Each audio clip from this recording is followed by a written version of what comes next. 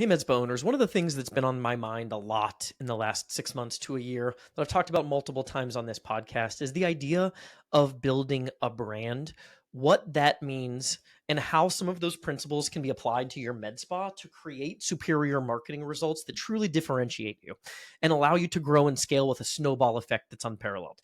And today I wanted to talk a little bit about how that relates to attribution in the ads space. So if you've listened to our podcast, if you've watched some of our YouTube videos and our trainings, you know that one of the most effective things that you can do for your med spa is direct response advertising on Facebook, Instagram, and Google, where you're putting forward an attractive new patient special offer, you're talking about your reputation, you're convincing people to give you a shot, you're nurturing leads and converting patients. By all available evidence, this is one of the most cost-effective strategies you can use to grow your business and to attract new customers. But long term, what can we do that creates a snowball effect that is more dramatic than the one-to-one result we get from direct response advertising? So direct response advertising means we have to keep putting in the dollars to get the patient. There's a customer acquisition cost directly attributable to the ad dollars, right? We spend $150. We expect to get one new Botox client, for example. And how do we do something that creates an unparalleled result that's more dramatic, that creates a flywheel effect where every single input is now creating 5 to 10 new patients instead of a one-to-one. And this ties into the conversation about last touch attribution.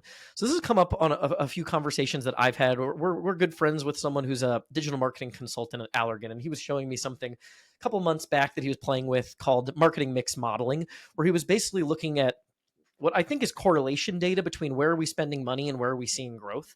And I think there are flaws in that inherently, but I think it does illustrate something. One of the things that we do in advertising, and this has been, I think we get spoiled with the data that we have in modern advertising. So we keep asking for our marketing to give us hyper measurable results. And usually that comes in the form of direct response marketing. But that is heavily reliant on what we call last touch attribution. So when you're running ads, you might have people that respond to your Facebook ad and fill out a lead form, but how is that supplemented by other things that you've done in terms of building your brand? For example, our clients that see the best results from those direct response advertisements on Facebook, they have built up name recognition in their community. They've been around for a while. People know who they are. The doctors are known, the practice is known, and that makes those last touch attribution based ads, the direct response ads, infinitely more effective because we're capitalizing on all of the brand equity that the client has built via other initiatives. And I think we lose touch of that in our desire to always have things that are measurable in our marketing program. And I love things that are measurable. We want to make sure that we can track our ad dollars, especially early on in a business. But long term, I think we should be working toward brand.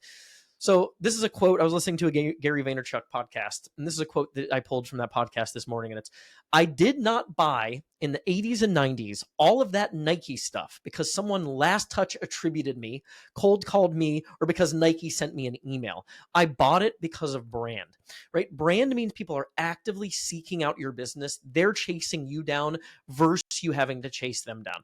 And that's a hard thing to accomplish, but I think it's a worthwhile endeavor. So we've talked in this a podcast about some ideas. I'll touch on some of those ideas for, I think, how you can go about building brand and hopefully develop a situation where people are seeking you out and you're not having to chase down every new customer.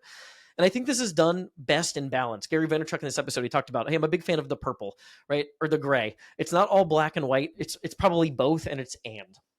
But I think this is a good reminder that we can't always rely on last touch attribution. It can't be the only thing that we're relying on long term to supplement our business. We should be figuring out things that create this flywheel effect, and that involves building brand. This episode is brought to you by Med Spa Magic Marketing, my agency. We help med spas and aesthetics practices grow with more effective marketing strategies. And I know that's a vague phrase, right? It's a vague claim. So I have an offer for you. I offer this to any new prospects. If you're interested in exploring another marketing option, a new agency, or just getting into Facebook, Instagram, Google Ads for the first time, I'd love to show you why we're different, what we're doing for clients.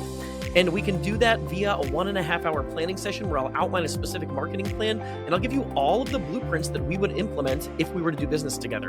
Now you can take that, use that on your own, hire someone else to help you execute it, or work with us. We really don't hold anything back on that strategy call. And I think you'll have a lot of confidence in how you manage your marketing investment moving forward, understanding some of the nuances that can help you implement more effective marketing strategies for your business.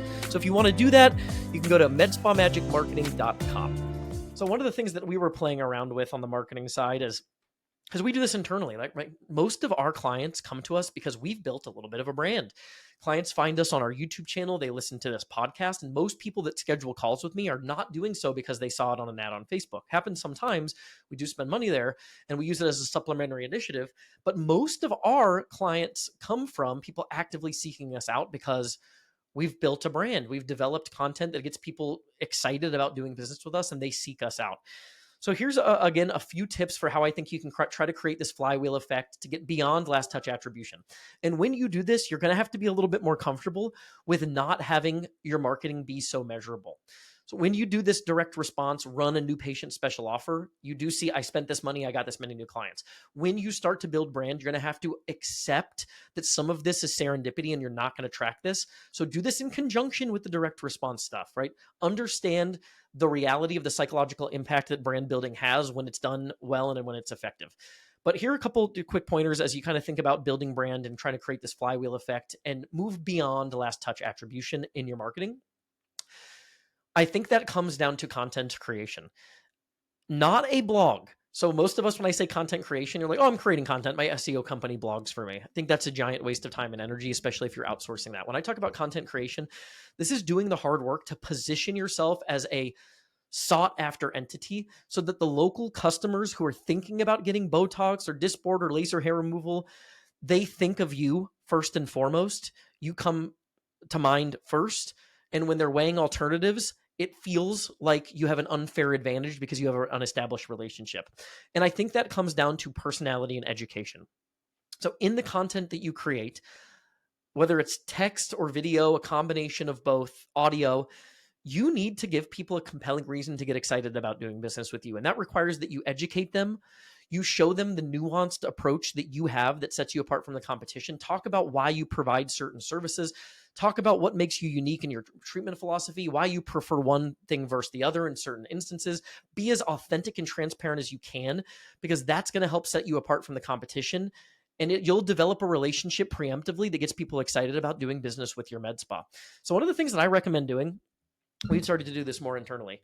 Make sure you got a nice cell phone, nice modern cell phone that shoots good video, and go buy yourself. This is a Rode Micro Mini, something little pack here of these lapel mics so you can record high quality audio. Just clip to your shirt or your lapel and start talking to the camera. And I think if that's not you, if you're listening to this and that's not your role, somebody in your organization needs to be the face of your med spa. People buy from people. And your ability to tell a compelling story, both in an educational component and with your backstory and showing personality, those are the things that are going to allow you to connect to generate a superior result. And once you start doing that, you can start putting ad dollars behind that so that those messages strategically reach the right people in your local market. So a couple quick tidbits that are on our mind with the way that we're producing content. Number one is people talk about video being king in the social media environment. And that's true at a surface level. But if you're compelling, it's like spitting in the wind. You're going to be like basically doing something that's not going to be effective. So there's a page that I'm going to recommend. I don't do this very often, but I think her stuff is so phenomenal. And it's Personal Brand Launch. I think Ava is the girl's name. You can find her on Facebook or Instagram. I have no affiliation with her whatsoever. It's just the reference that we're using. She's got some free downloads there. You can download a hook idea. So you can make sure if you're going to create this type of content, how do you do it within a framework that's going to get people who are not familiar with you and don't already follow your page to actually listen to the remainder of the video, because the first half second to a second and a half is so compelling that they have to let you finish the thought. And if you can center your content around hooks that are really engaging, deliver information that sets you apart, that's unique, shows personality, and really educates your prospects at an authentic, unparalleled level. And you can use some strategic ad dollars, whether it's in boosted posts or ads, to reach your local market and to saturate that. It's going to make your direct response last attribution based ads more effective. And I think it'll help you build a brand that creates that flywheel effect. So really cool resource I wanted to share. Just something that was top of mind here for our Wednesday thoughts. Hope you all have a great rest of the week, and we'll see you on the next one.